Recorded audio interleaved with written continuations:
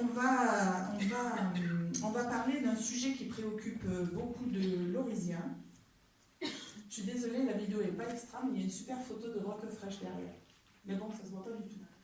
Alors, ce que je vais vous présenter, c'est le résultat d'un travail de plusieurs personnes. Je vous détaillerai après la liste, le nombre de personnes qui ont travaillé sur ce projet. Alors, juste avant que je commence, est-ce qu'il y a des gens qui ont des vraies questions sur Roquefresh concernant la fermeture de l'hôpital? Est-ce que vous savez? Parce qu'il y en a qui disent que ça ne va pas fermer, d'autres qui disent que ça va fermer. Vous en savez quelque chose ou pas du tout? Pour y avoir travaillé, il ne faut pas que ça ferme. Pardon? Pour y avoir travaillé, il ne faut pas que ça ferme. Ça c'est bien, vous avez raison, il ne faut pas que ça ferme. Je suis d'accord avec vous. Alors là on parle de l'hôpital. Hein. C'est clair, c'est clair. Et concernant l'ARS, vous savez ce que c'est? L'ARS, l'Agence régionale pour la santé. Alors, je vais juste mettre les choses au point. L'ARS a fait tomber le couperet il n'y a pas tellement longtemps, suite à un rapport de la Chambre des comptes. Alors, le rapport de la Chambre des comptes, il est ici. Si vous voulez le consulter à la fin de la réunion, vous pourrez le consulter. Donc, il y a le rapport d'observation de la gestion de Roquefresh, qui a donc été définitivement validé le 5 septembre 2014. Le rapport de la Chambre des comptes est catastrophique concernant la gestion de Roquefresh. Voilà, alors si vous avez travaillé là-bas, peut-être que vous verrez des informations qui vous concernent. En tout cas, la Chambre des comptes a été très alarmante. Oui ? Oui, tout à fait, tout à fait. En fait, la fusion a eu lieu en 2003. Voilà, donc la gestion de l'hôpital est partie à Cavaillon. Donc il y a une fusion, c'est pour ça que ça s'appelle le centre hospitalier de Cavaillon et Loris. Donc il y a eu une fusion.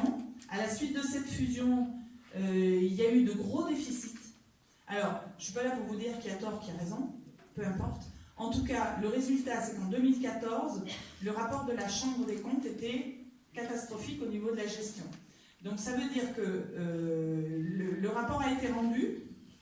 Notre député à l'époque, qui était le député maire de Cavaillon, en a été informé.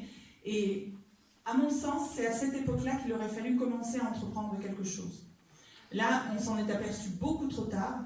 À partir du moment où l'ARS a décidé de fermer, ça veut dire que la gestion, vous savez, les gens qui décident, ils ont plus-moins. Hein, c'est un peu décomptable. Ça rentre d'un côté, ça ressort de l'autre. À la suite, en bas, il y a un bilan. Quand le bilan est trop négatif, il faut fermer. Là, on parle bien de l'hôpital.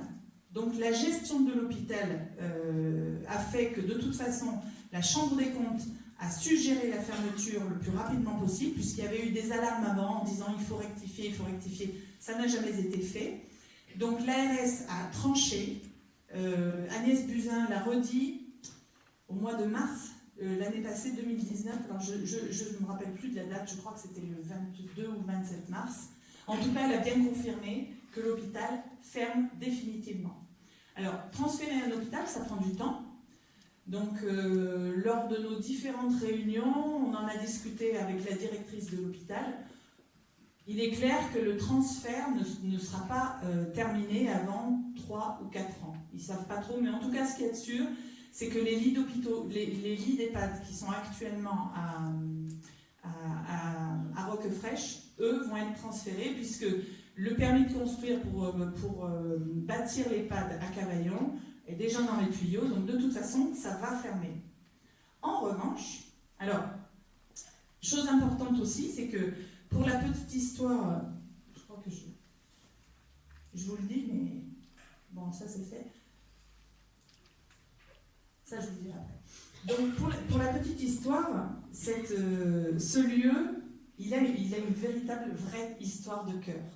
C'est un lieu qui est au début, donc il n'y avait que la colline, et puis pendant la Première Guerre mondiale, il y a un monsieur qui était un monsieur de Loris, qui s'appelait monsieur Poussel, a perdu sa fille de la tuberculose. Donc il a fait une donation de ses terrains, donc qui était à Roquefraîche.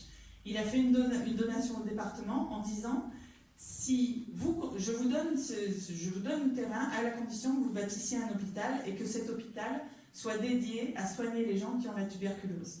Et c'est pour ça que cet hôpital est devenu un sanatorium. Donc le sanatorium a ouvert quelques années plus tard, 1942, je crois. Donc 1942, le sanatorium ouvre. Et effectivement, depuis, il y a eu une grosse fréquentation pour les gens qui avaient la tuberculose. Or aujourd'hui, vous savez que la tuberculose, c'est probablement encore contracté, je n'ai pas les chiffres, mais en tout cas, c'est plus d'actualité. Et qu'un hôpital qui était dédié à ça, forcément, il est en perte de vitesse. Donc, l'hôpital ne s'étant pas, j'allais dire, renouvelé peut-être sur quelque chose de plus...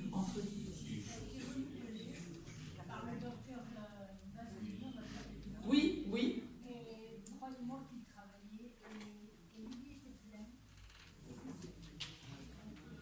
Sans technologie, rééducation fonctionnelle. Mais je pense que les gens, nous n'avons pas suivi. Quand je dis nous, c'est les collectivités. Les collectivités alentours n'ont pas suivi, n'ont pas vu l'importance de réorienter. Et du coup, on en arrive à une situation qui avait été mise en avant il y a déjà quelques dizaines d'années. Et puis on se retrouve là devant le coup près de l'ARS et là on s'inquiète de se dire il faut faire quelque chose. Donc effectivement, voilà.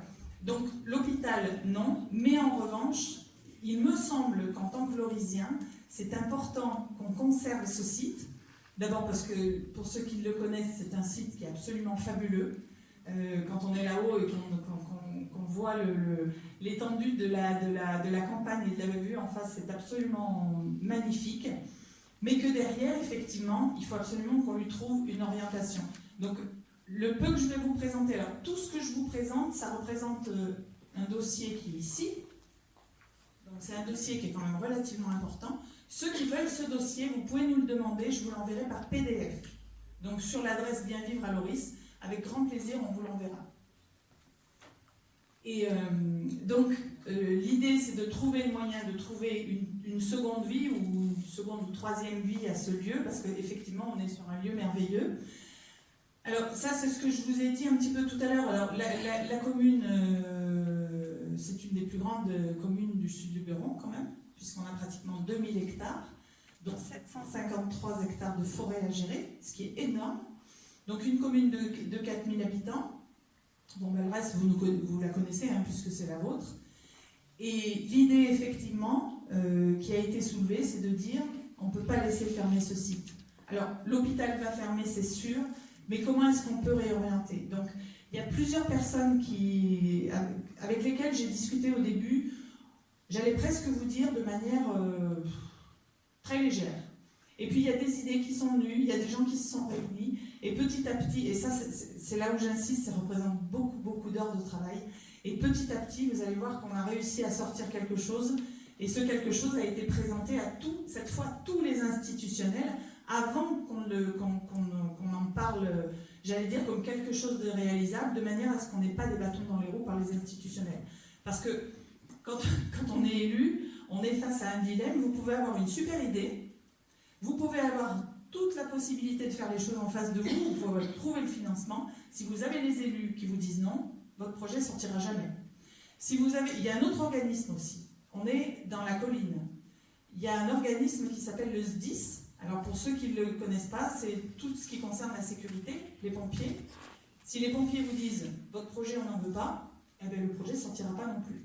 Donc ça veut dire qu'à un moment, il faut d'abord faire, j'allais presque vous dire, un travail de fond, un travail de fourmi, aller voir ces gens, tester un petit peu leur réceptivité, et puis de temps en temps discuter avec eux, de dire ok, il y a une difficulté, il y a une impossibilité, comment est-ce qu'on peut faire pour que ça sorte quand même?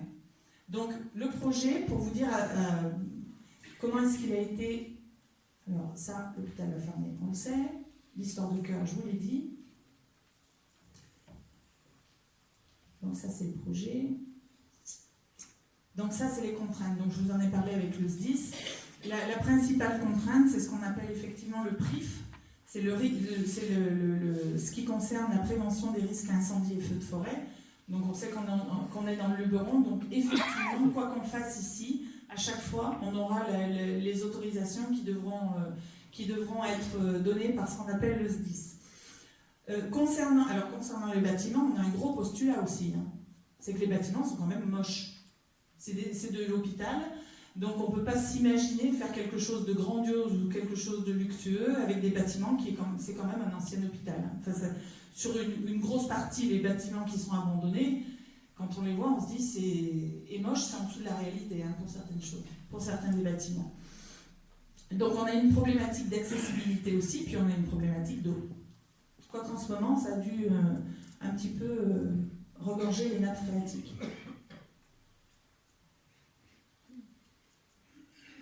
Alors, sur les différentes pistes, en fait, dites-vous bien que sur ce qu'on va vous présenter, il y a des choses, je ne vais pas dire que c'est le hasard, mais c'est les circonstances de la vie qui ont fait qu'il y a des gens qui se sont rassemblés à un moment et qui se sont dit, bah tiens, pourquoi pas?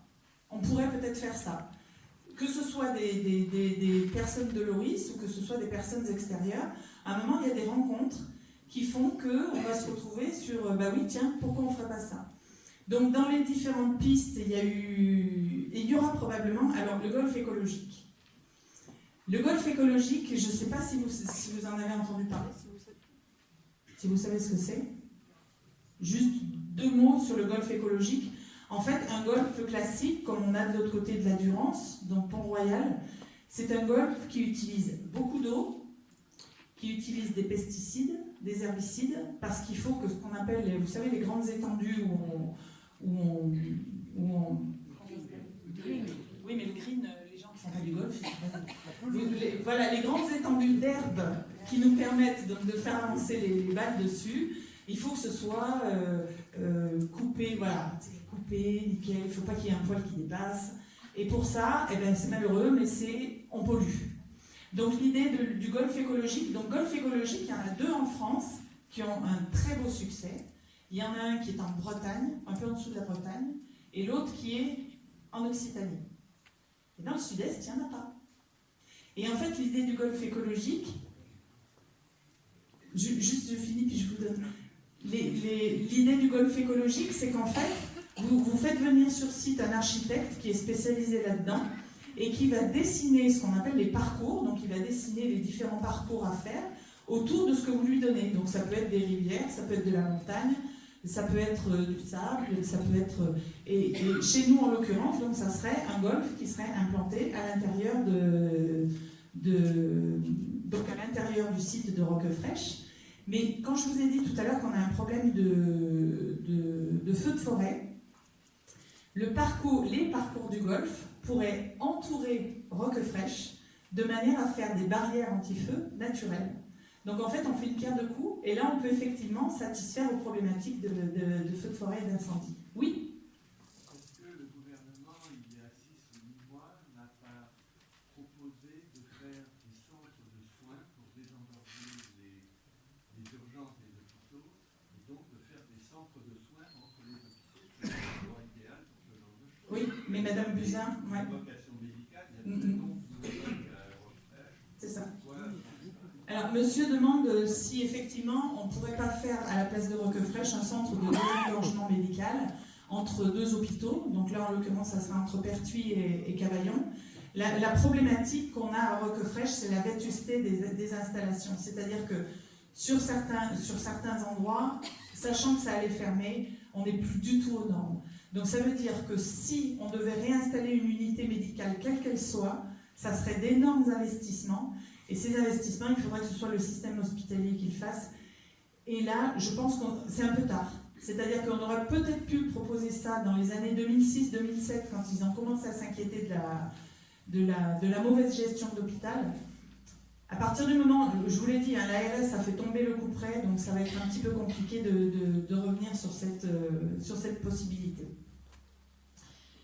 Donc, dans les pistes qui ont été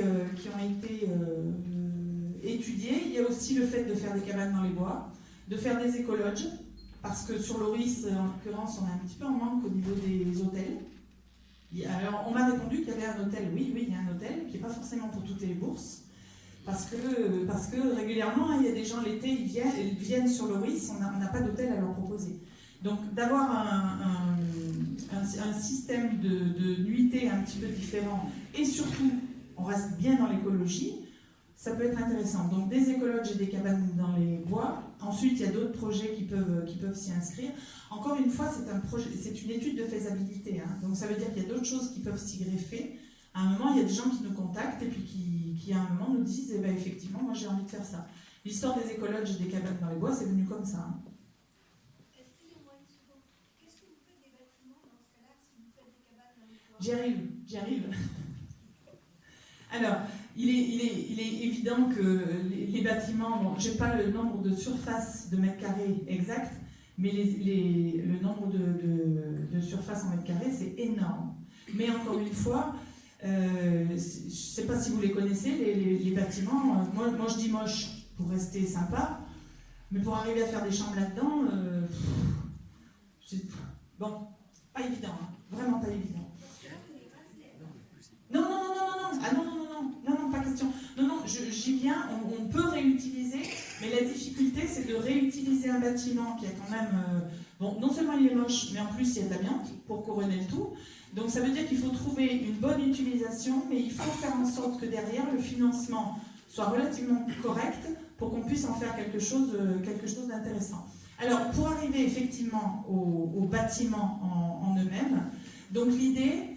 c'est de garder dans cet esprit de Roquefraîche quelque chose qui soit quand même dans le suivi au niveau du médical.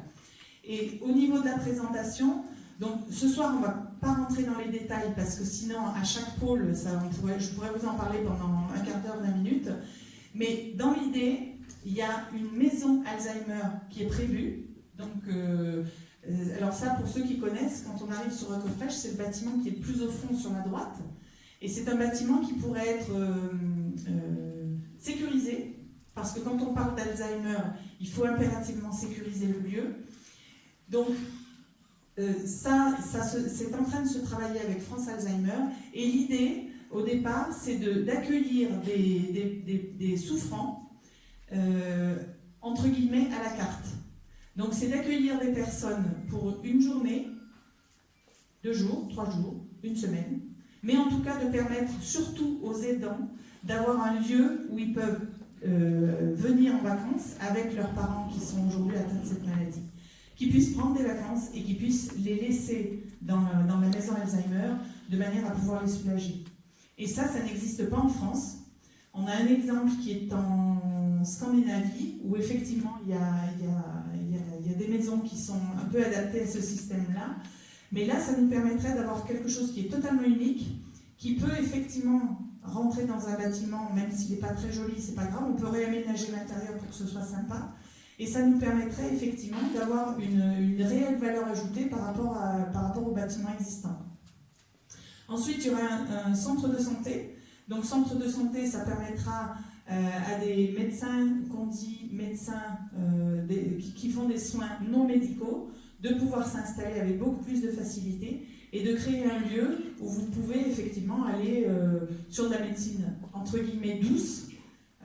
Mais pour ceux qui font de l'acupuncture, c'est classé en médecine douce, mais quand vous passez sur la table, c'est pas doux du tout.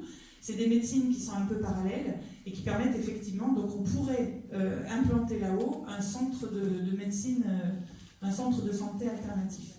Ensuite, lors des réunions que nous avons faites, est-ce que vous pourriez garder vos questions pour la fin, parce que je pense qu'il y a des questions auxquelles je vais répondre pendant le déroulé, et comme ça permettra à ceux qui veulent poser des questions de rester un peu plus longtemps, et puis les autres de rentrer. Merci.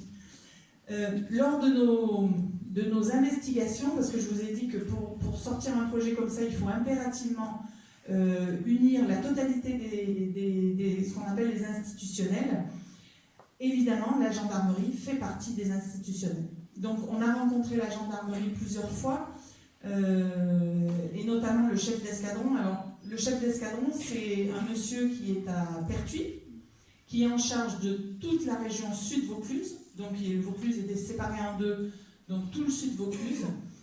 Et en fait, il nous a un petit peu poussé sur l'idée, puisqu'on avait l'idée de récupérer un des bâtiments de Roquefraîche pour accueillir des femmes battues, puisque bon, vous savez que c'est une problématique qui est très récurrente. Et le jour où on était dans le bureau, j'ai été effarée du nombre de demandes qu'ils ont. Il nous a dit c'est une par jour qui vient essayer de se réfugier à la gendarmerie à Pertuis. Hein. Donc ils nous ont fortement incités à travailler sur le sujet. Donc là, le sujet est en étude. Alors ce qu'il faut savoir, c'est tout ce que je vous dis. Il y a des bureaux d'études qui sont derrière, il y a des particuliers, il y a des institutions et des professionnels qui valident ce qu'on est en train de faire. Donc là, on en est à demander des devis de rénovation d'un des bâtiments pour savoir comment faire une 12aine d'unités de réception de femmes battues. Donc ça, c'est en cours. Il y en aura d'autres qui sont à venir aussi. Alors, encore une fois, dans les institutionnels, et c'est là où vous pouvez voir que les choses se font au fur et à mesure des rencontres. Assez récemment, bon, comme il n'est pas là, je peux le dire, je l'avais totalement oublié, c'est le parc national du Luberon. J'avais oublié. Voilà, dans le listing que j'avais fait des gens à aller voir, j'avais complètement oublié le parc du Luberon. Donc j'ai rappelé l'architecte en chef il y a quelques mois, et puis donc je lui ai demandé de valider avec moi donc, le projet, parce qu'on est dans le parc du Luberon, c'est important qu'il soit au courant. Et du coup, il nous a susurré à l'oreille de créer une pépinière d'entreprise. Il nous a dit, on en a besoin. Dans le sud Vaucluse, il n'y a pas de pépinière d'entreprise. Donc en fait, il y a déjà quelqu'un qui est en charge de créer une association et de travailler sur le projet de la création d'une pépinière d'entreprise, parce qu'effectivement, dans des bâtiments comme ça, on peut tout à fait alors réceptionner soit des nouveaux chefs d'entreprise, c'est-à-dire des créateurs d'entreprise. Ça peut être aussi des artisans qui n'ont pas de bureau chez eux, et pour ceux qui travaillent à la maison, j'allais vous dire, tout l'administratif d'un indépendant dans une maison, c'est l'enfer. Ça veut dire que, quand on est seul, ça va, l'ordinateur il est dans le lit, c'est pas grave, les papiers sont un peu partout, c'est pas grave, quand on est en famille, dans un couple, c'est l'enfer. Donc l'idée, c'est vraiment de délocaliser ça et de proposer aux gens donc, qui sont alentour et particulièrement à Loris et alentour, de leur dire, on vous crée une pépinière d'entreprise de manière à pouvoir délocaliser votre bureau qui est à la maison aujourd'hui pour faire un peu de place. Et là, je pense qu'il y a des conjoints qui vont être super contents que ce genre de choses aboutissent. Mais, parce que ça, on en a parlé. Moi, je le vis en étant indépendante depuis des années.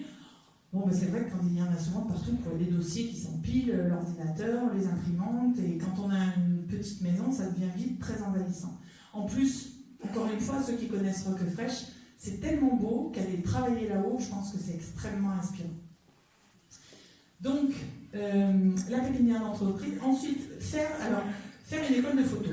Vous savez qu'à Loris, bon, pas qu'à Loris, hein, mais en tout cas, ici, il y a beaucoup de photographes. Il y a beaucoup de gens qui viennent photographier. Les photographes.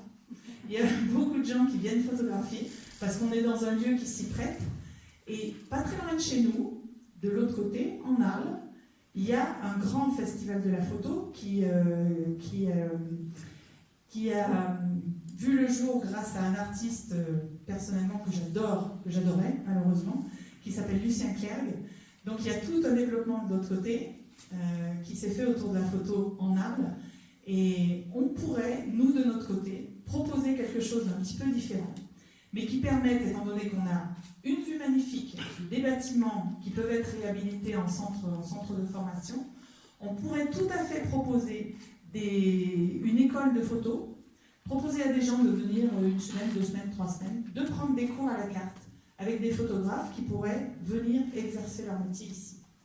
Donc ça, c'est pareil, ça permet j'allais vous dire, de rassembler le fait que le bâtiment n'est pas très joli, mais dans un endroit qui est juste idyllique pour des artistes et des gens qui veulent apprendre. Une école démocratique, alors l'école démocratique, elle existe déjà depuis un certain temps. Juste pour c'est 15 000 m², 15 000 m². Merci, ben, tu vois, je n'avais pas à chercher. On a de la marge, hein? Hein? Donc on peut aller on peut encore implanter des choses. L'école démocratique, elle existe. Il lui manque un lieu de vie. Donc le lieu de vie, il est déjà installé. On a eu l'accord des hôpitaux de Cavaillon pour signer un bail amphithéotique sur l'école démocratique. Donc après, c'est une histoire de gestion, d'organisation et d'autorisation, et ça pourrait se faire très rapidement. Le centre pour les femmes battues, je vous en ai parlé. Effectivement, Merci Jean-Paul, 15 000 m², on peut encore mettre beaucoup de choses. Alors, avant d'attaquer le financement, juste une petite parenthèse. Ma préoccupation, ce qui me tient à cœur, et je crois que tous les gens qui m'entourent en sont exactement à la même conclusion, il faut que, quel que soit le projet qui sorte sur Roquefraîche, ça reste aux Lorisiens. Parce qu'aujourd'hui, il y a eu des études qui ont été faites, vous pensez bien qu'un lieu pareil, la première réaction de certaines personnes, ça serait d'y mettre un hôtel de luxe. Donc, c'est probablement une bonne idée, c'est pas une idée que je partage, parce que qui dit hôtel de luxe dit investisseur privé, rentabilité dans la poche de l'investisseur, et nous les Lorisiens, je pense qu'on passera complètement à côté du sujet. Par contre, si la commune s'investit, si on récupère la totalité de la gestion et qu'on implante nous-mêmes des partenaires du coin, ça peut être des petites entreprises, des associations, ça peut être tout un tas de systèmes, y compris des chefs d'entreprise, même un peu plus expérimentés qui s'installent là-haut, ça reste propriété du village. Donc ça veut dire que vous savez, les plus, les moins, quand ça rentre et quand ça sort, là, le bilan en bas, il pourrait très bien revenir dans les poches de la commune. Si ça revient dans les poches de la commune, ça veut dire que derrière, ça fait de la manne financière pour la commune. Et ça, c'est l'objectif. Excusez-moi de vous interrompre, madame, mais là, actuellement, le terrain n'appartient pas à la commune, il appartient à l'État. Alors, comment vous pouvez faire des projets comme ça sans avoir l'accord de l'État ou à la limite racheter le terrain? Je ne sais pas. Alors, juste, si vous me permettez, je répondrai à votre question à la fin, de manière à ce qu'effectivement, je ne rentre pas dans un débat trop administratif sur la façon dont ça a été monté. Parce que vous imaginez bien que tout ce que je vous ai présenté au niveau des institutionnels, s'il y avait une impossibilité, on l'aurait vu déjà depuis longtemps. Donc, tout ce que je vous dis, c'est possible, et je vous expliquerai à la fin, peut-être un petit peu plus dans le détail technique, pourquoi, mais c'est tellement lourd et c'est tellement complexe que je voudrais respecter mon timing et pas rentrer trop dans ces détails-là, mais après, vraiment avec plaisir. Alors,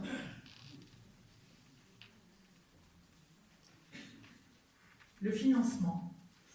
Parce que certains ont déjà effectivement posé la question de dire « Ok, vous voulez faire quelque chose là-haut, combien ça va nous coûter ?» Parce que quand on se lance dans un projet de la sorte, il n'y a pas 50 solutions, il faut trouver du financement. Donc, soit on a une commune qui est très riche, et à ce moment-là, la commune paye, soit deuxième possibilité, on va chercher des investisseurs privés, et encore une fois, je vous ai dit, si on va chercher des investisseurs privés, la rentabilité va nous échapper. Après, il y a un autre système. Ce système, je l'ai pratiqué donc, dans ma vie précédente. J'ai fait de la gestion de patrimoine.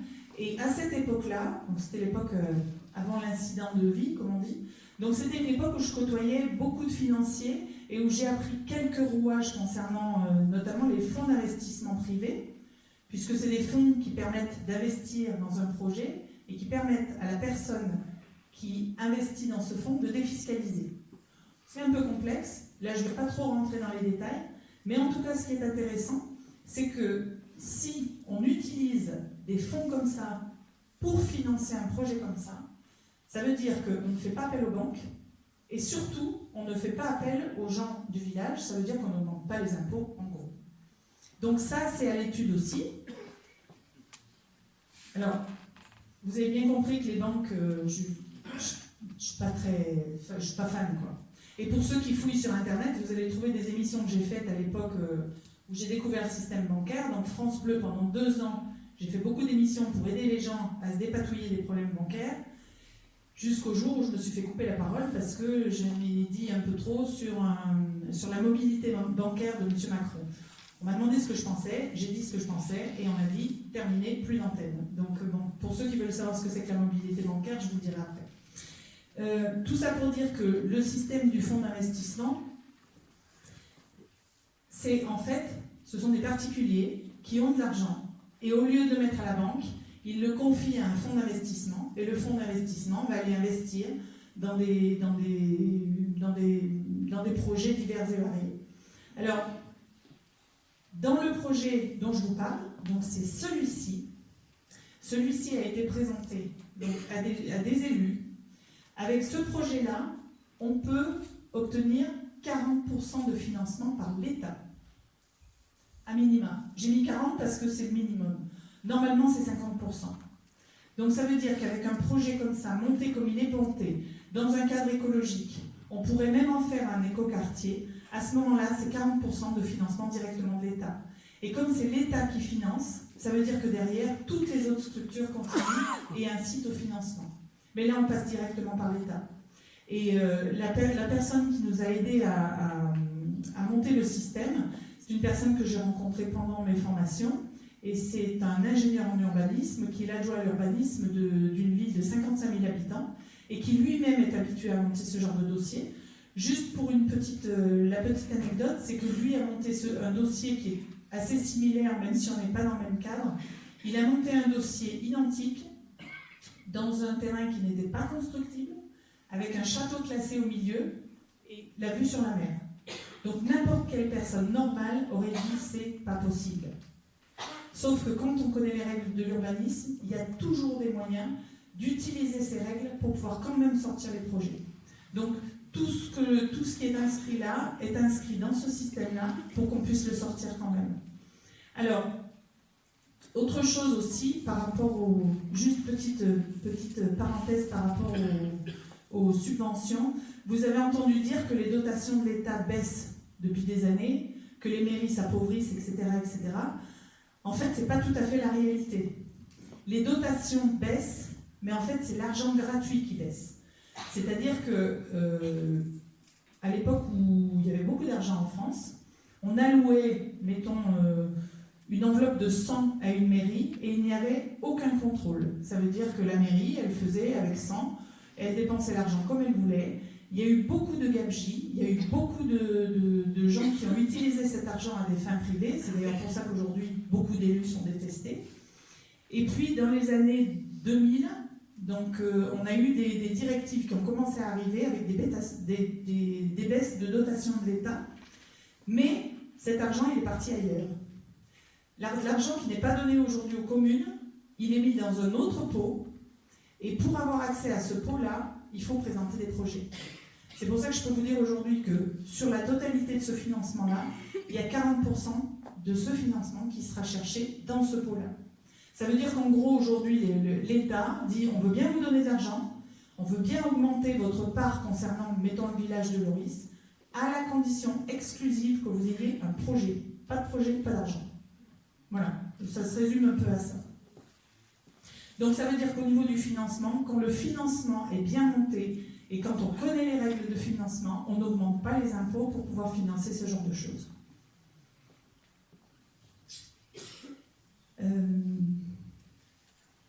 Alors, je vous ai dit que dans une autre vie, je naviguais beaucoup avec ces systèmes-là.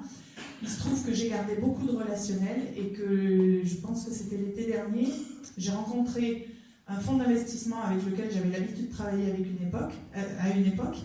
Et ce sont des jeunes qui créent des fonds pour des projets. Donc, ils ne créent pas des fonds pour aller financer tel ou tel projet. Ils reçoivent des projets et ils créent un fonds. Donc, je leur ai posé la question, je leur ai dit, voilà, moi j'ai un projet dans mon village. C'est un projet qui peut être financé pour une part par ces fonds-là. Est-ce que vous seriez OK pour nous dédier un fonds spécial? Et ils m'ont dit, on y va. Et la seule exigence que j'ai eue, c'est de leur dire, mon souhait, c'est que si on fait un fonds comme ça, il faut qu'il soit accessible à tout le monde. Ça veut dire que le fonds peut aussi être accessible à n'importe lequel d'entre nous. À partir du moment où on communique, on pourrait envisager, alors j'ai mis un exemple de 500 €, ça pourrait être une part. Donc ça veut dire que des gens qui veulent investir dans ce projet-là, ils peuvent investir, et la cerise sur le gâteau derrière, c'est qu'ils peuvent aussi défiscaliser l'argent qu'ils investissent.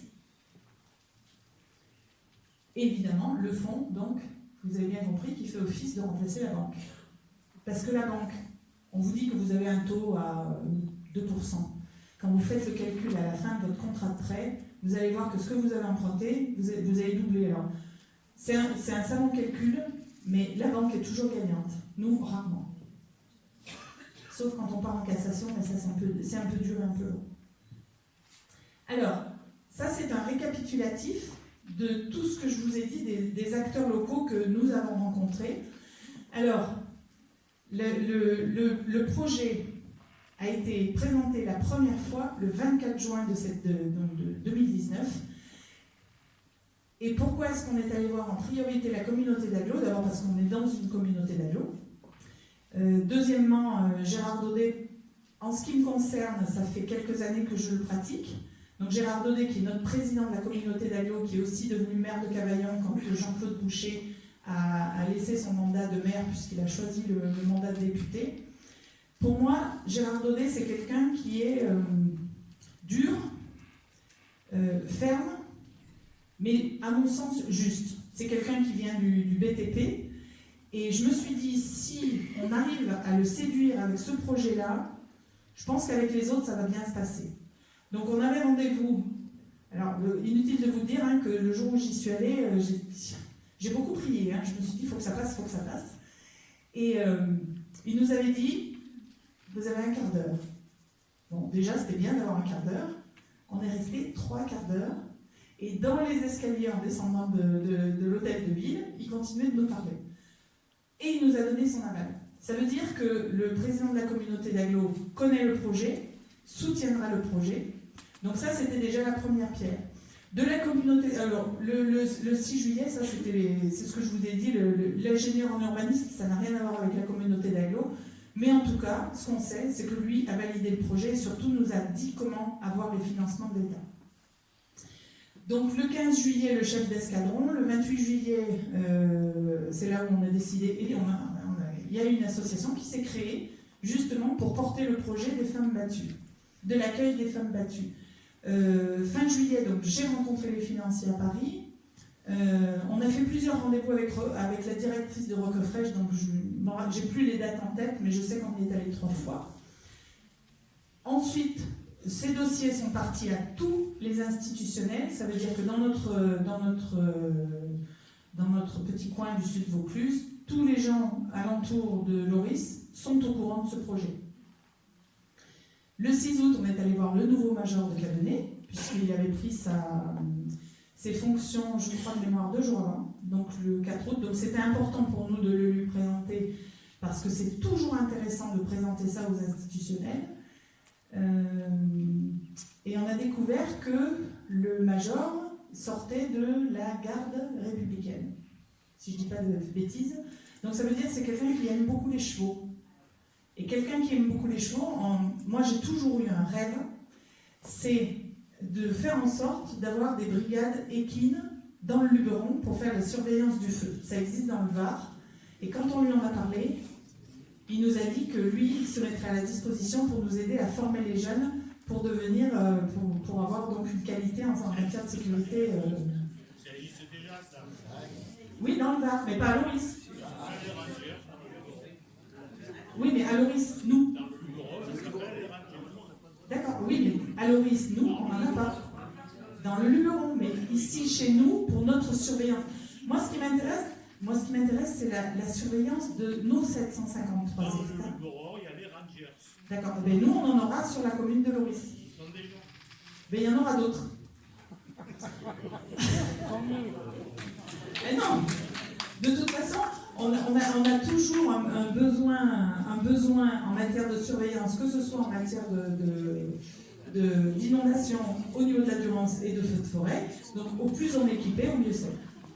Ensuite, rendez-vous sur site avec un colonel du SDIS, donc effectivement qui nous a...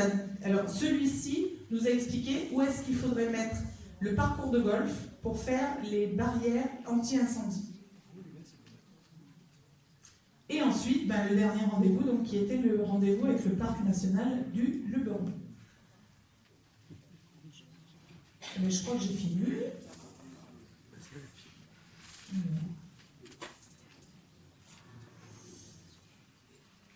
Donc du coup, je vais juste terminer sur quelques petites infos concernant le programme que vous aurez à disposition. Alors, lors de la prochaine réunion publique, elle n'est pas encore fixée, puisqu'on doit se réunir pour savoir exactement quel jour on va la faire. alors évidemment, Roquefraîche, si on a décidé de faire une réunion uniquement sur Roquefraîche, c'est parce que Roquefraîche, c'est quand même une grosse partie de la problématique. Donc là, vous avez vu, on en a parlé pendant un bon petit moment. L'idée, c'est de ne pas revenir systématiquement sur le sujet. Lors de la prochaine réunion, on pourra vraiment parler de tout, et Roquefraîche, on va être très succinct dessus.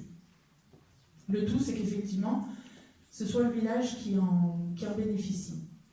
Alors, un lien directement avec l'impact sur les habitants et sur le village, ben c'est que avec ce projet-là, on est à peu près déjà à 25 emplois qui seraient créés pratiquement de suite, plus d'autres emplois à venir, et ça veut dire qu'effectivement, derrière, on peut avoir le bénéfice tout de suite d'un certain nombre de choses qui pourraient se passer là-haut. Autre chose, je reviens sur les brigades équines. En matière de sécurité, il faut de la sécurité incendie, ok. Il faut aussi de la sécurité civile et de la sécurité concernant l'inondation. Ça c'est le job de la mairie d'assurer tout ce genre de sécurité. Et en France, il y a un système qui avant était obligatoire, qui n'est plus aujourd'hui, c'est le système de l'armée. Or, l'armée a des moyens pour pouvoir former nos jeunes. Donc, on a eu rendez-vous aussi avec la délégation militaire. La délégation militaire est prête à faire un partenariat avec la mairie de Loris pour pouvoir former les jeunes, pour que la mairie puisse les embaucher en contrat civique l'été et pendant les vacances, et de manière à ce que ces jeunes-là puissent avoir une formation par l'armée concernant les différentes sécurités et que la mairie puisse en bénéficier. Ça permettrait d'augmenter tout ce qui concerne la vigilance, les feux de forêt, je ne vais pas trop dire parce que je contrarie, mais tout ce qui concerne effectivement toutes les formes de sécurité. Toutes les formes de sécurité. Alors, deuxième chose aussi importante, là je vous ai mis une petite image. Alors ça, c'est une préoccupation qu'on a à Loris concernant Roquefraîche. Vous savez qu'il y a des familles qui sont sur le site, des familles qui ont des enfants. La navette qui a amené les enfants à l'école, je crois qu'elle a été supprimée il y a 2 ans. 2 ans, 3 ans, je ne me rappelle plus les dates exactes. 2 ans. Donc, aujourd'hui, de mémoire, je crois qu'il y a 5 enfants qui sont scolarisés à Loris.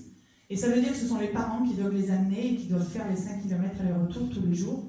Or, en développant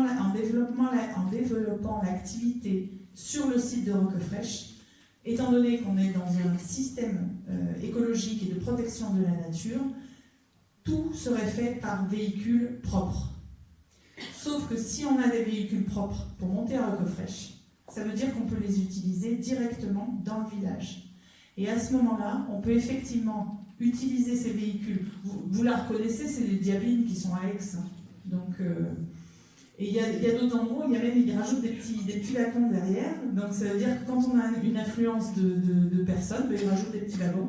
Mais en tout cas, on est sur de l'électrique. Et donc ça veut dire qu'on pourrait mettre ça à disposition des enfants du village, parce qu'il y a des enfants qui sont loin de l'école, et qu'on pourrait aussi mettre ça à disposition directement des anciens, parce qu'il y a des anciens qui ont beaucoup de difficultés à venir sur Loris. C'est pas évident. Le village est beaucoup en pente. Quand on habite en bas aux Isques, c'est pas évident de monter au village à pied. Donc ça veut dire que tout ce système qui serait développé là-haut, étant donné que ce serait développé par la mairie, on pourrait effectivement bénéficier de ça et le garder directement sur le village de Loris.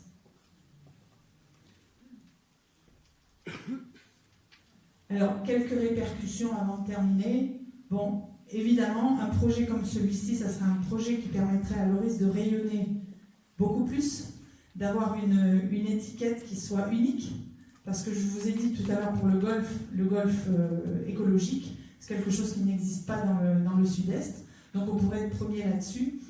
Développer tout un système autour de l'écologie, donc le tourisme écologique, l'économie écologique aussi, évidemment les créations d'entreprises, l'enseignement, etc., etc.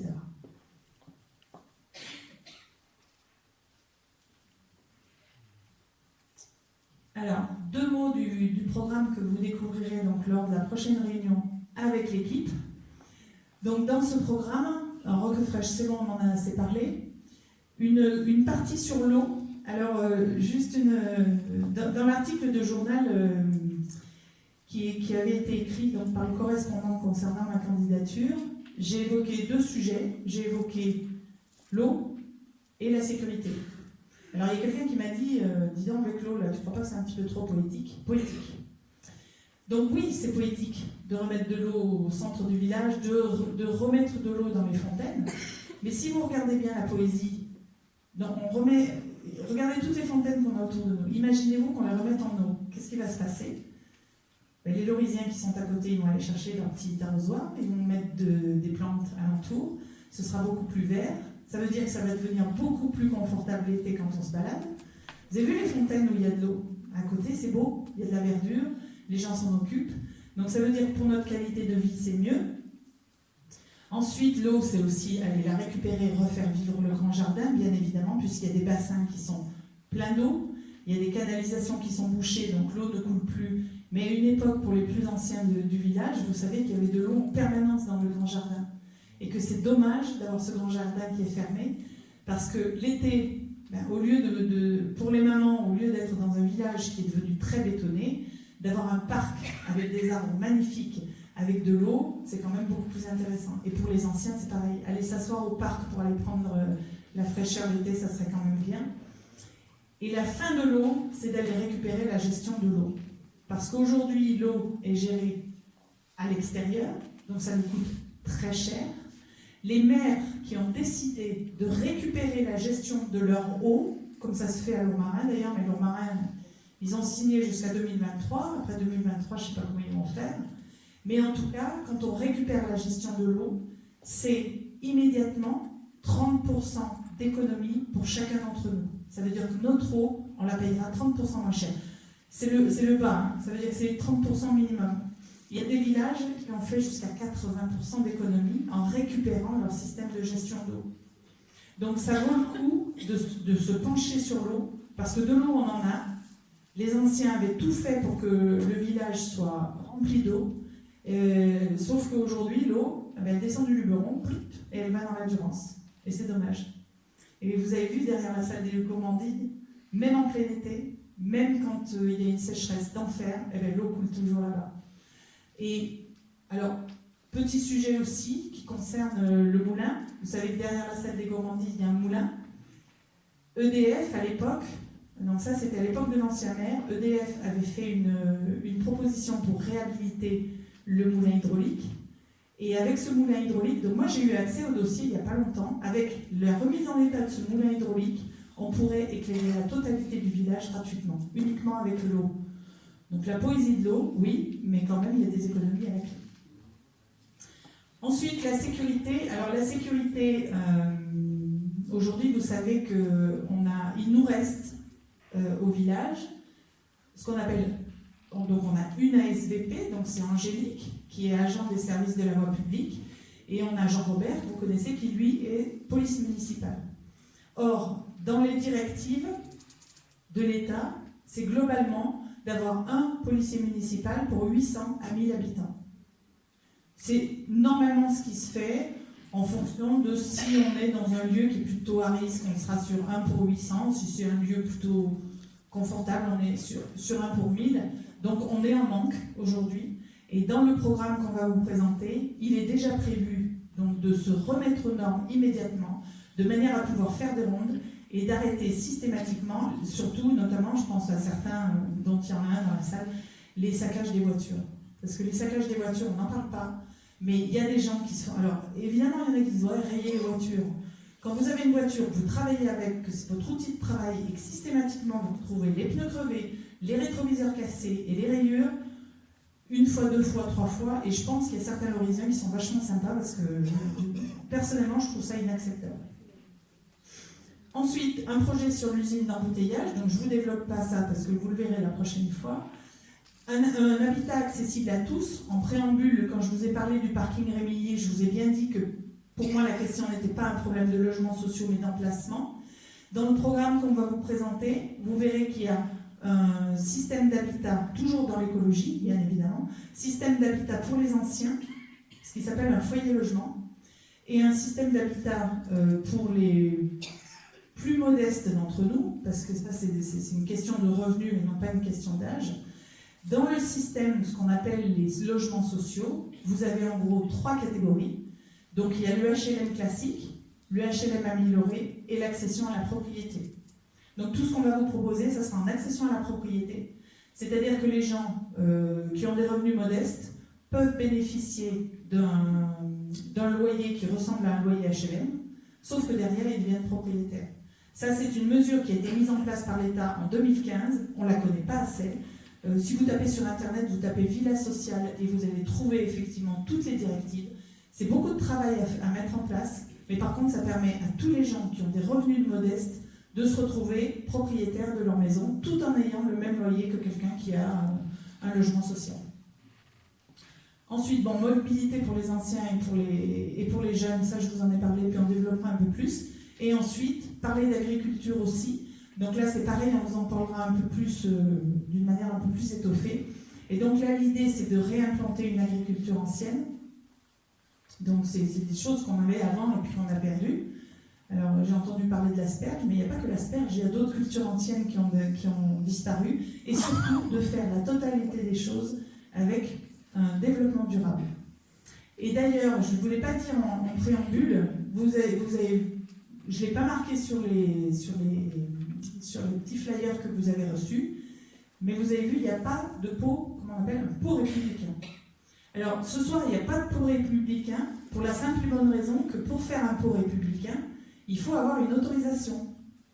Et je ne m'en suis aperçue que cette semaine, puisque à force de côtoyer les forces de l'ordre, on m'a dit, t'as demandé, j'avais oublié, donc j'ai fait une demande cette semaine, j'ai pas eu le retour, donc pas de pot républicain, on n'a pas le droit.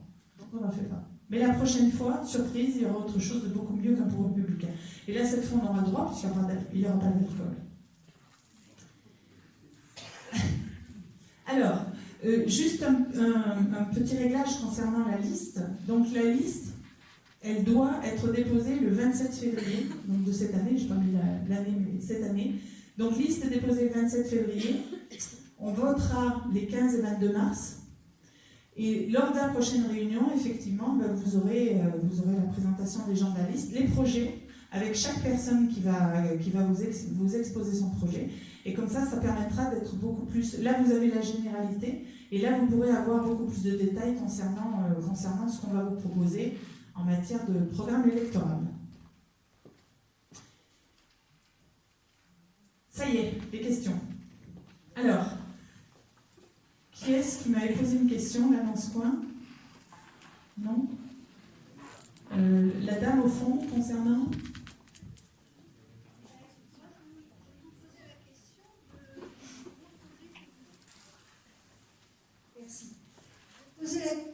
Je me posais la question sur le projet donc, sur Ecofresh, qui est un gros projet effectivement, qui demande beaucoup de réflexion, beaucoup de temps, beaucoup d'investissement. Effectivement, vous avez bien travaillé et bien fouillé votre projet. La question, c'est une question administrative uniquement. Ce terrain appartient à l'État. Donc là, vous montez un projet, il faut donc que vous ayez l'autorisation de l'État pour le faire. Ce n'est pas un terrain qui appartient à la commune. Donc voilà, c'était cette question-là que je posais, une question administrative. Alors c'est un petit peu plus complexe que ça. En fait, lorsque le terrain a été donné, il y a eu ça a été une convention tripartite avec l'État, le conseil départemental et la commune, et l'hôpital.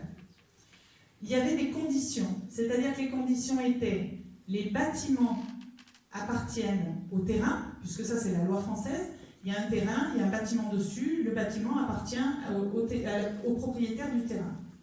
Ensuite, la condition était, on bâtit quelque chose, ça va être exploité par les hôpitaux, la propriété incombe aux hôpitaux pendant l'exploitation.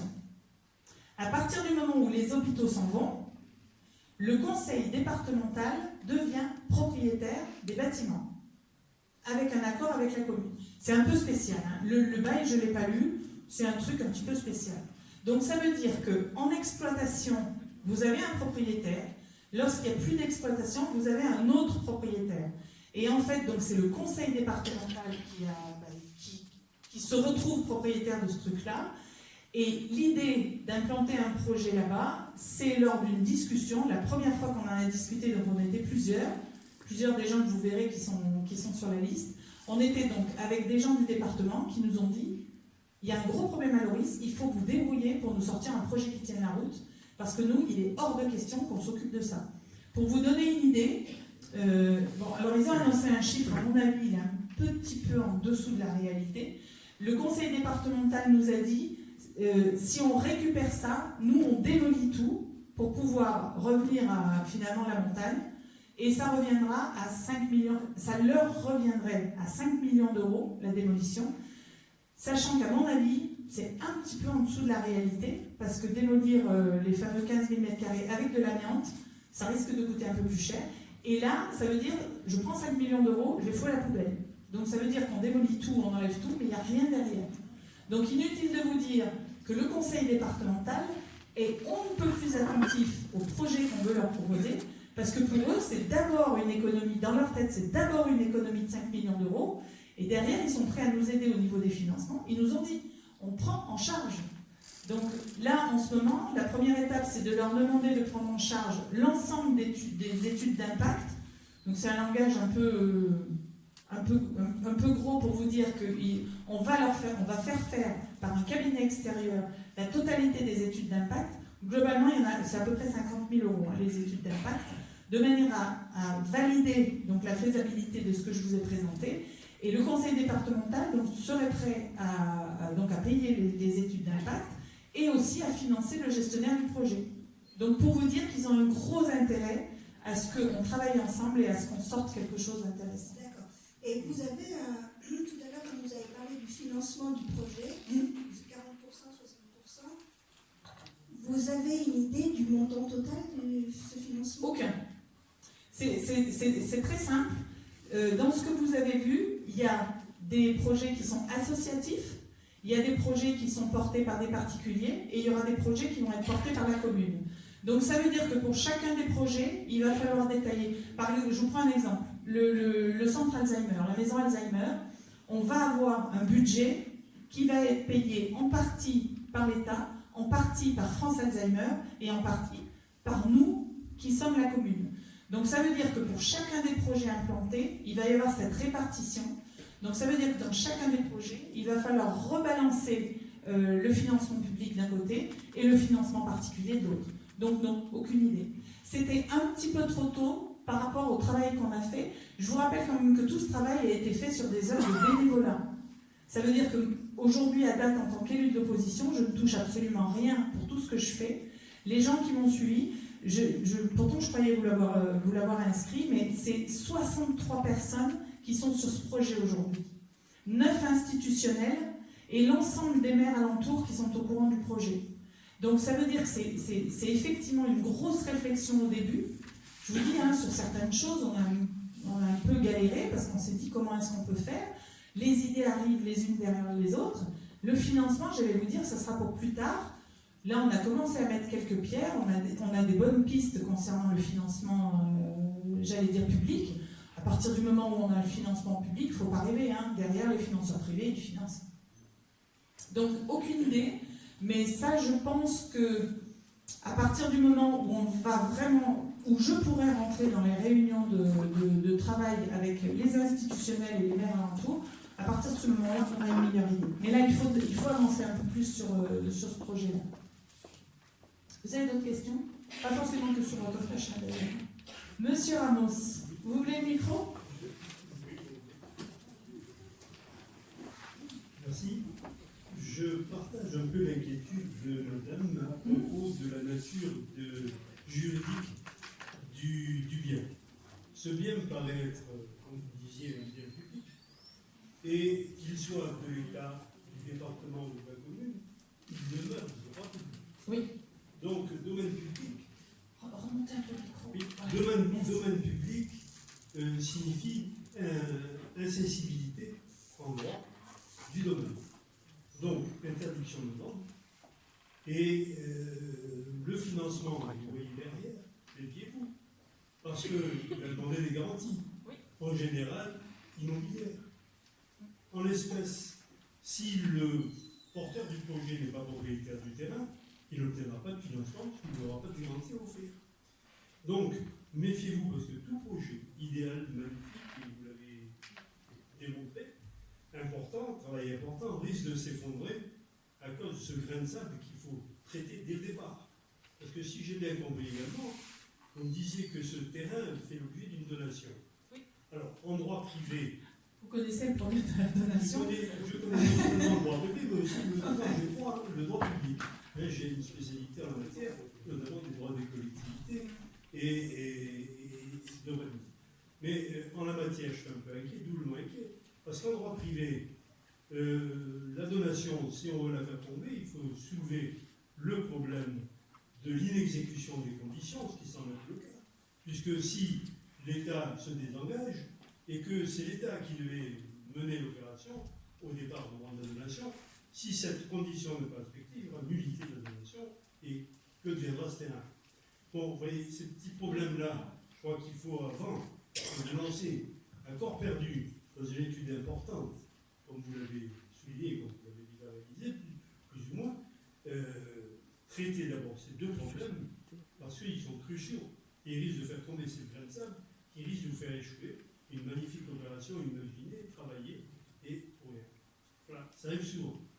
Alors, mais vous avez raison, dans le sens où il faut avoir un garant, c'est clair. Sur ce genre de projet, il faut impérativement avoir un garant. Alors, concernant j'allais vous dire, toutes les petites parties qui sont privées, donc là, effectivement, ça sera des garants extérieurs, mais il y en a un qui est énorme, le garant dans ce projet-là. C'est la commune. Et ça veut dire que derrière, si la commune se porte garante du projet, effectivement, derrière, on aura des ouvertures. Mais il faut que la commune soit garante du projet. Et alors, j'ai réfléchi à la question pendant un certain temps, et puis il y a des gens qui m'ont posé la question, ils m'ont dit, si tu n'es pas élu, il devient quoi ce projet? Alors, pas évident, hein, parce que vous portez un projet en tant qu'élu, si demain je ne suis pas à la tête de la mairie, ça sera beaucoup plus difficile pour mettre en œuvre. Mais je me suis engagée, et je me réengage, comme c'est filmé, je ne pourrai pas me désengager après, je me suis engagée à faire en sorte que ce projet soit autonome, que ce projet soit à la disposition de la commune, et que ce projet soit gérable par le futur maire, même si ce n'est pas moi. Ça veut dire qu'aujourd'hui, quand je vous parle de 63 personnes qui sont partie prenante dans le projet, bon, les institutionnels, vous savez qu'eux, ils s'en foutent, hein, que ce soit vous ou un autre qui le porte, ça n'a aucune importance. En revanche, concernant les 63 personnes qui portent ce projet, les 63, on en a parlé, si je ne suis pas élu, on fera pression sur le prochain maire pour qu'il le sorte quand même. Parce que le plus important, c'est que le projet sorte. Alors, il est bien évident que si dans 10 ans vous reprenez ce projet, il y a fort à parier qu'il sera très différent de la réalité. Mais en attendant, il a le mérite d'exister. Il a le mérite d'être plébiscité par l'ensemble des institutionnels qui aujourd'hui sont autour de la table pour parler de la problématique de Roquefraîche. Et donc on en fera quelque chose. Il est clair que si je suis à la tête de la mairie, ça sera beaucoup plus facile que si je suis dans l'opposition. Mais il n'empêche ce projet est portable. Je ne sais pas si ça se dit portable. Enfin, en tout cas, il peut être porté par n'importe qui. Voilà. D'autres questions? Oui, une question sur le... Non, pardon. Oui. Sur le personnel soignant. Oui. Oui. Ce personnel il va complètement éclater. Combien avec ce projet va pouvoir rester? Alors, vous voyez bien que c'est difficile parce que là, je vous présente un projet qui effectivement est un projet qui est quand même relativement décorrélé de l'existant aujourd'hui. L'hôpital de Cavaillon est en train de s'occuper de son personnel soignant, donc il y en a déjà une partie qui commence à être délocalisée. Mais il est bien évident que sur un tel projet, quand on vous parle d'une maison Alzheimer, du personnel soignant, il y en aura. Donc ça veut dire que derrière, vous imaginez recruter à l'intérieur d'un projet comme ça des gens qui connaissent très bien le site. Le site, c'est juste parfait. Donc ça veut dire, bien évidemment, l'idée, c'est aussi de refaire naître un bassin d'emploi sur ce site-là, qui serait effectivement en priorité pour le village de Loris, bien évidemment. Oui.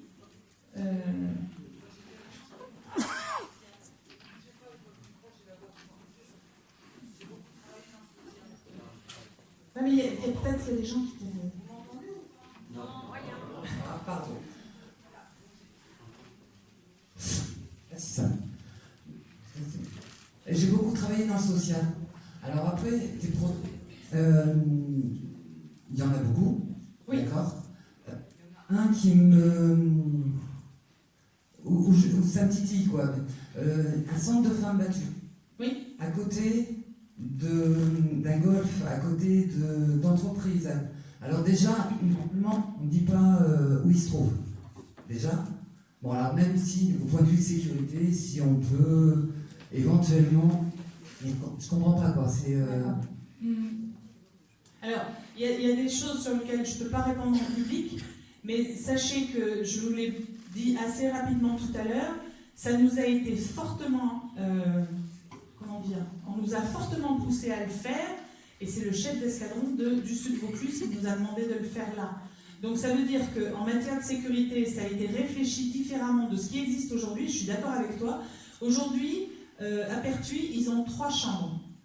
3 chambres qui sont effectivement, on ne dit pas où c'est, mais ils ont 3 chambres pour accueillir une femme toutes les nuits qui vient se plaindre et qui vient essayer de se réfugier à la gendarmerie. Là, on est dans un cadre un peu différent, c'est-à-dire qu'on est dans un cadre où non seulement on les accueille, c'est pas qu'un accueil d'urgence, c'est-à-dire que derrière, il y a une structure qui est capable de mettre en place, pour leur mettre à disposition des emplois qui vont être temporaires dans un premier temps, mais qui va leur permettre une réinsertion sociale. Et le site de Roquefraîche est un site qui est fermé. Vous avez vu qu'en bas, il y a 2 piliers, il y a la possibilité de mettre une guérite, ça sera fermé, ça sera accessible uniquement à un certain nombre de personnes. Et même si les conjoints violents sont au courant, le projet est fait aussi pour qu'ils soient bien accueillis. Mais je peux pas t'en dire plus par rapport à la... Ça, c'est une question de gestion de la sécurité. Et derrière, effectivement, la gendarmerie est bien mieux placée que moi pour y répondre. D'autres questions ?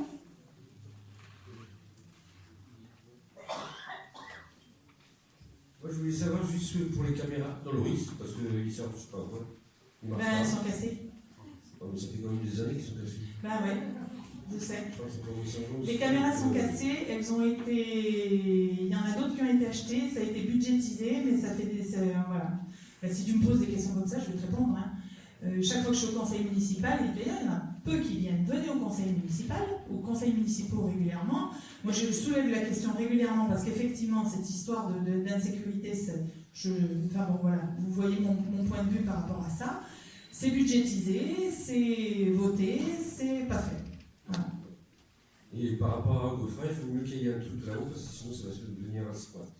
Ah mais c'est évident, c'est évident, c'est évident. Les machins, D'ailleurs, moi c'est le chef d'escadron qui m'a alerté sur la problématique, j'avais pas vu ça comme ça, mais lui nous a dit, hors de question que ce soit squatté, donc débrouillez-vous, pour pas dire démerdez-vous, mais sortez-nous un projet qui tienne la route, il faut que le lieu soit habité, il le faut. Habité, sécurisé. Donc il faut qu'on trouve les moyens de mettre quelque chose là-bas, parce qu'effectivement, sinon ça sera squatté. Oui, moi j'en parle juste pour ça, parce qu'on a fait un parc pour les enfants. Nous, on a mis juste à côté, soi-disant tu fermes les portes le soir, et ben vous passez à 10h, vous voyez tous les gens qui ont fumé leurs cigarettes, planqués dans tous les gamins et tout. Voilà, donc si c'est là-bas ils le font, alors qu'est-ce que ça va être là-haut? Non, c'est un tout petit problème technique, le parc. Ouais. C'est d'abord que, alors je suis pas serrurier, mais il y a quelqu'un qui m'a appelé tout de suite, là, dès que ça a été... Souvent on appelle les élus de l'opposition quand il y a des soucis, donc je suis allée voir, effectivement, comment ça s'appelle? Une planche. Enfin, le truc du loquet, là, il n'est pas en face du trou. Ouais, mais même, donc ça ferme même pas. si les portes sont fermées, ils passent par-dessus. Oui, mais derrière, le portillon est régulièrement ouvert, il ne le ferme pas, le portillon. Ils sont par-dessus la barrière, ils Et font oui. leurs cigarettes dans le truc des enfants. Et les caméras sont Tu en vois les Je suis mobilettes, d'accord. tu vois les vélos. D'où l'intérêt d'avoir un système. Ça va faire des Voilà. vélos qui Ouais. jouent dedans, quoi, je veux dire. Oui, je suis d'accord. D'où l'intérêt d'avoir un système de caméra qui Ça soit peut coûter des opérationnel. sous, quoi. Oui. Donc, Ah oui. Oui. c'est fermé la nuit, il n'y a pas de lumière, il n'y a rien, d'accord, c'est bien pour l'électricité. Mais Peut mieux faire. c'est ce qu'ils veulent. On en parlera la prochaine fois, parce qu'effectivement, le volet sécurité, c'est important. Oui. D'autres questions? Sinon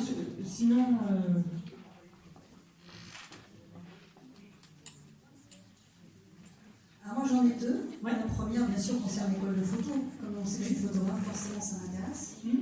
Donc, n'ayant pas d'informations, j'aimerais bien en avoir un peu plus, savoir comment on peut s'inscrire dans ce projet, parce que forcément, si les gens viennent plus en cours photo chez moi pour aller en cours photo là-haut, moi je vais perdre. Donc les commerçants pas gagnant. Ça, c'est pas grave. Du moment que je peux participer à ce projet, moi je suis 100% pour, bien évidemment. Donc ça, c'était la première question. Alors, un peu plus d'infos sur cette école photo, avec qui ça va fonctionner, quels sont les professionnels qui vont venir, enfin voilà, comment ça va être financé, parce que c'est pareil, il faut des sous. Tout ça, c'est des questions que je me pose.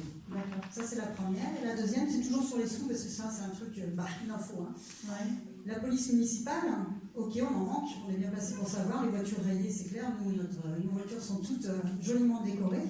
Ça, il n'y a pas de problème. Comment on finance les 3 policiers municipaux supplémentaires? C'est juste deux questions. D'où viennent les sous? Alors, je suis en train de réfléchir à savoir comment je peux te répondre d'une manière le plus succinct et le plus court possible. Alors, je vais peut-être vous étonner, mais le budget de la mairie de Loris va bien.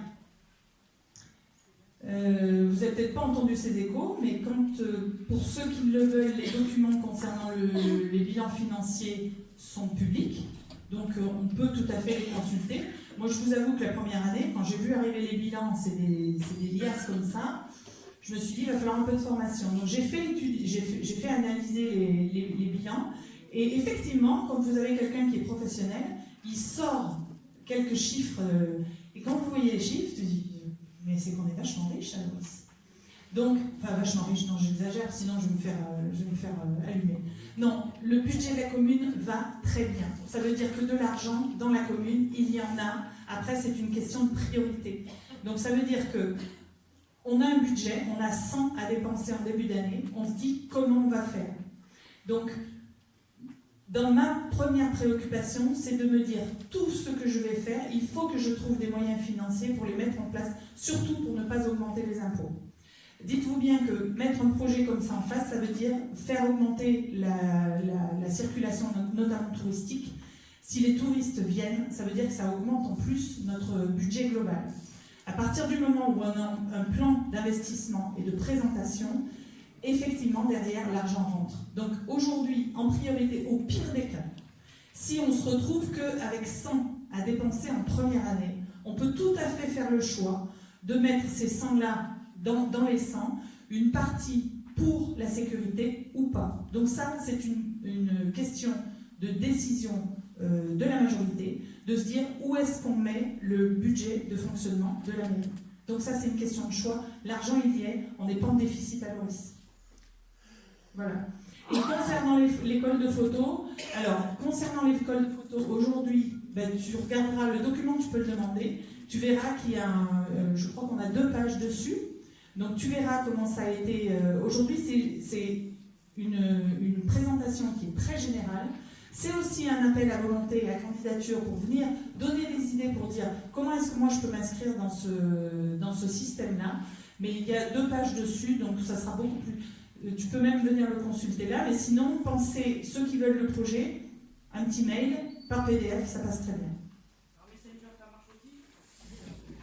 Alors moi j'ai juste une... Excuse-moi, sur le financement de la commune, l'investissement pour avoir, il a été financé comment?